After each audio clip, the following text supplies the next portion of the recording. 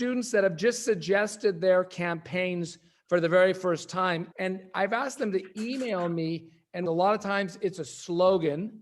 So it'll be end racism, more transportation, more better public transportation, which I say those are slogans. And I reorient them to start thinking in terms of issues. So what's a specific demand that can be quantifiable? If you want better public transportation, are you talking about more bus drivers for more routes? What routes do you want changed? And if you want those changed, how much is that going to cost to try to get it as specific as possible for a slogan of better public transportation? Another major demand on our campus has been around better mental health services.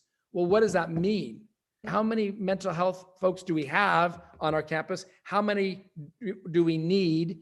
And then how much is that going to cost? And so forth. This is a process that starts 24 hours before the class happens as an exchange between the students and me that continues in class 2. It'll continue in class 3 and 4 and actually goes all the way through when they turn in the portfolio to me in 3 weeks. They explained what an issue is and the difference between an issue and a problem.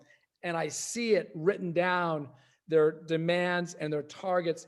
And then I come in that following class. If they don't have clear, specific, measurable demands, we will lay it on the line right in that class. I go over and over it, and then they can articulate that by themselves in a portfolio. So it's a process that's really, I would say, 3 or 4 weeks to help them get the difference. But once they get it, they start critiquing other folks and other community groups that are outside of theirs because they've got this knowledge, and then hopefully they can help too. They will leave that class with those clear demands.